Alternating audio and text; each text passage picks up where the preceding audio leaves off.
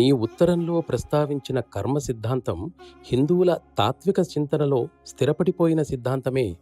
ఇది ఇంచుమించుగా ప్రాచీన మహర్షులందరూ అంగీకరించినదే.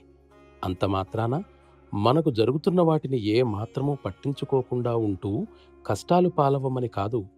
భగవంతుడు మనకి తర్కం, తెలివితేటలు, శక్తి ప్రసాదించాడు కదా.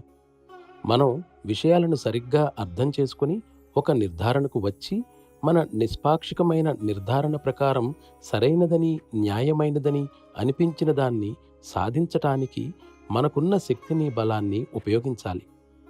మనకున్న పాత అభిప్రాయాల వల్ల కానీ, లేక మనం ఇష్టపడటం వల్ల కానీ, లేక ఆకర్షింపబడటం వల్ల కానీ నిర్ధారణకు రాకూడదు.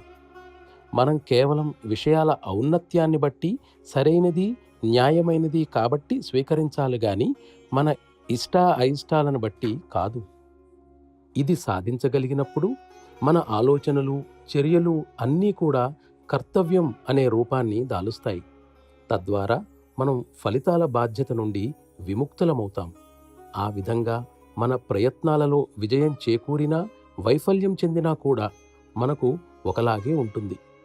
మనం చేసే పనులకు నిజంగా మనమే కర్తలం అని అనుకున్నప్పుడు మనం అనుకునే కష్టాలు, చింతలు రావటం జరుగుతుంది.